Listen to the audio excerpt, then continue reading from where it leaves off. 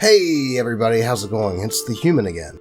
I had a lot of fun last time looking at homebrew magic items for Dungeons & Dragons, so I figured I'd make another video.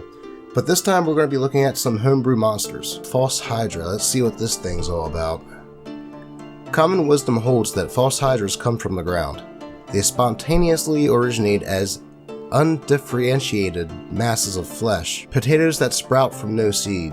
Supposedly they germinate in response to lies, and that each falsehood causes a false hydra to swell larger. So you could probably put this in the campaign and make a town that's just full of awful people, constantly lying to each other and stuff until this thing just rises out of the ground, and you can make that a quest. Scholars agree because they have no better idea. In fact, so much about these abominations boggles the mind that scholars really don't know where to begin. Paranoia dominates any discussion about it. Everyone wants to know, is it here? Is it in my town? Is that long, flaccid... I'm a child. Is that long, flaccid... I swear I'm an adult. Is that long, flaccid face watching me through the window even now? There are false alarms. Criminals and deserters have pleaded that they were merely under the influence of the False Hydra, or that they were merely trying to escape its influence, and sometimes that was the truth. There are ghost towns in the Grey Waste, victims of false hydras. People do not revisit those sites out of fear of vengeful ghosts, and perhaps the false hydra is still there, the black rot at the center of the bone, and how would you know? In gentler lands you will find skeptics. These erudite scholars will stroke their chin and calmly tell you that there is no such thing as a false hydra. It is some confabulation. Villages seized by some infectious insanity, or perhaps some subtle demon. But they are wrong. Hit point, 210 hit points. No wonder it's challenge rating 14. Oh my god. 20 d10s plus 100. It only has a speed of 5 foot? So it's a slow motherfucker. Charisma of 24? How does it have so much charisma? It's like a flesh-sculpted hydra. I don't think that'd be very charismatic. Okay, innate spellcasting. The False Hydra's innate spellcasting ability is Intelligence, spell save DC of 18. It can innately cast the following spells, requiring no components. Alright, let's see. Legendary resistance 3 times a day. If the False Hydra fails a saving throw, it can choose to succeed instead. Wow, okay. So that's just auto-succeed then. I can see this being a really badass big bad guy.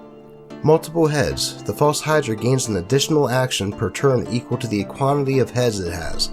If the False Hydra has 3 heads, it has 3 actions on its turn, in addition to move and bonus actions.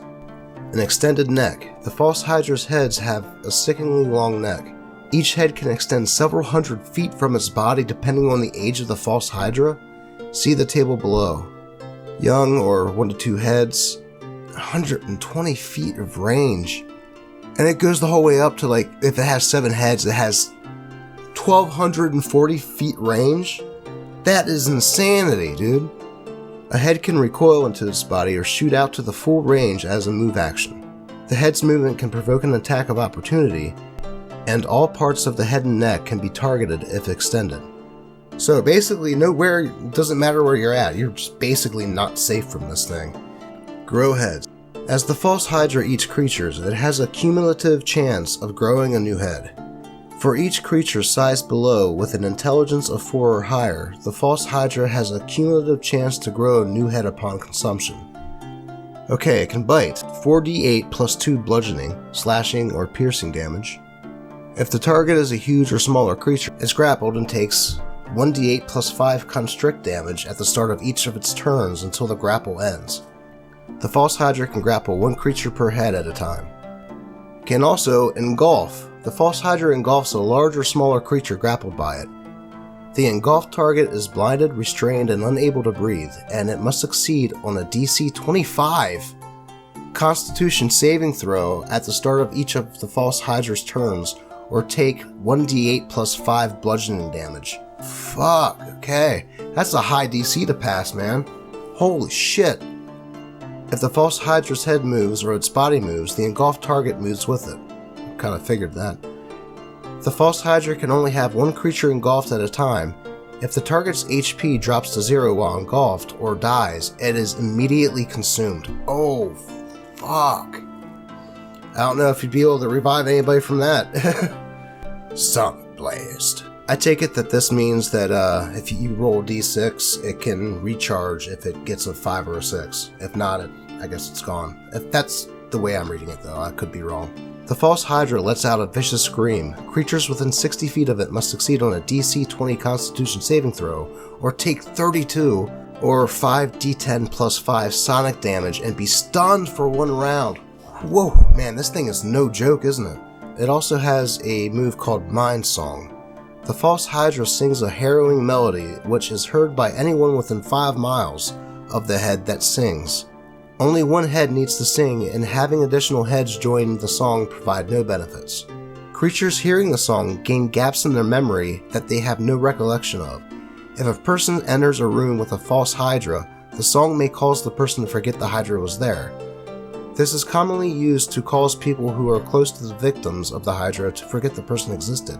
So in other words, like a town could be just dropping in population, but nobody knows or remembers the people that were killed. The song does not alter reality, only perception.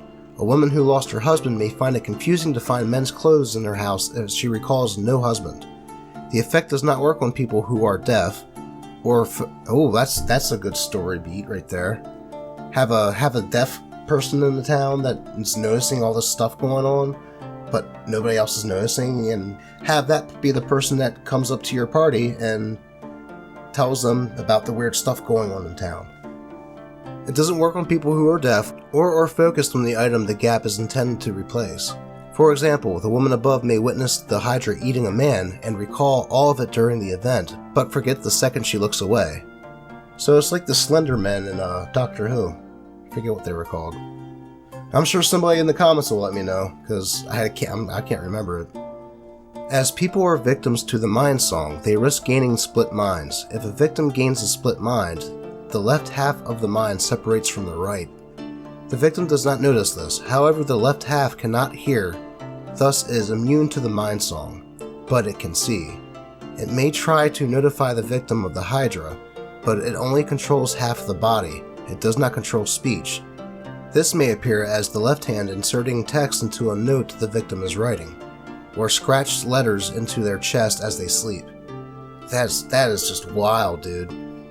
Since the right brain is still impacted by the Mind Song, they may never notice the letter. However, the scars on their chest are harder to blank out of their mind. Dude, this is like, I can see why this is number 1 on the Homebrew Monsters. This thing is pretty freaking cool. And scary. I mean, just the thing's abilities gives it so much opportunity for narrative building, it's insane. I really gotta try DMing sometime. If I DM, this is going in there. The False Hydra can take 3 legendary actions, choosing from the options below. It can take only 1 legendary action at a time and only at the end of another creature's turn. The False Hydra regains spent legendary actions at the start of its turn. Is normal bite attacks a legendary action? And a Sonic Pulse. The False Hydra targets a creature within range of one of its heads and blasts it with a cone of noise. Creatures within a 10-foot cone take 4d6 sonic damage. I mean, this thing seems pretty powerful, man. I mean, it has a challenge rating of 14, so... Man, this thing is really cool. Gotta give full credit to Oats1321 on this one, man. This thing is amazing. And we're gonna move on down the list. There's always something that gets me, man. There's always something that gets me. I'm looking at this one, and I just noticed this one down here says Dwayne the Rock Golem Johnson. I think we're going to end on that one. I'm already taking a much longer time in recording this than I thought I was. The magic items, I can do a bunch in one video because they're short and sweet. These are very, very in-depth. Carved of our flawless granite, Dwayne the Rock Golem Johnson is the perfect representation of a flawless man. From his impeccable chiseled face to a body that lays the smack down on anyone who looks at it, there is not a single blemish on this magical construction of a man. Beyond being the most electrifying rock in the sports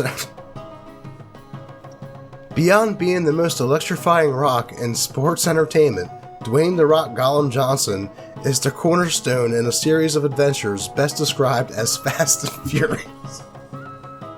Oh man, I freaking love these, man. I love these homebrews that are just full of puns. This is why I love homebrews so much. He has an armor class of 17, natural armor, D10 plus 85 for an average of 178 hit points, and speed of 30 feet. Intelligence of 3. Oh, come on, you're doing my man The Rock dirty like that? And 16 in charisma. Goddamn right. Has a passive perception of 10. Languages, smack talk and common. Can you smell what The Rock is cooking? Immutable form. The Rock is immune to any spell or effect that would alter its form. So, no polymorphing The Rock. Magic resistance. The Rock has advantage on saving throws against spells and other magical effects. Multi-attack. The Rock makes 2 attacks. Slam! Melee weapon attack. Plus 10 to hit. Reach 5 feet. 1 target. It hits with 3d8 plus 6 bludgeoning damage. The Rock Bottom. On a successful grapple, The Rock wraps one arm around the target's upper body. He mugs to everyone visible, and then lifts the target high into the air and slams them into the ground, dealing 4d8 plus 6 bludgeoning damage.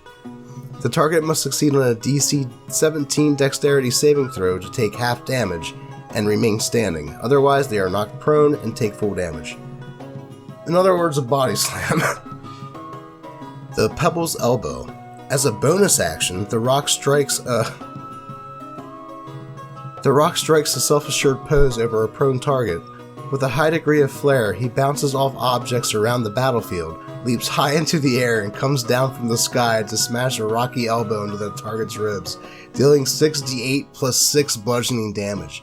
As a bonus action, but they have to be prone.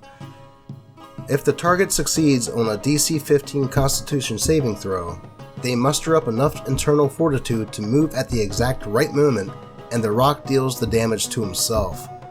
Okay, so that's a bit risky to use that as a bonus action, but he does have a good bit of HP, so it shouldn't affect him too bad. This would be a fun monster to throw into a not so serious D&D campaign. Anyways, guys, that's going to do it for this video. Is there any homebrew monsters that you guys use in your campaigns that might be cool? Let me know in the comments section down below. I'd like to check them out. But if this is the first video you found on my channel, be sure to check out the previous video I did like this, where I checked out some homebrew magic items, including one that was called a Britney Spear, which got quite the chuckle out of me. Also, if you like D&D horror stories, I also do that here. But anyways, yeah, the standard YouTube stuff. If you like the video, give it a like. It really does help the channel grow and lets the YouTube algorithm be like, oh, okay, people are liking this. So that'd be pretty helpful. Help me. Also, leave a comment. Even if it's a comment that just says hey or poopy pants. Oh god, I'm gonna have a bunch of comments that say poopy pants. And subscribe and hit the bell icon if you want to be notified whenever I make a video. That's it.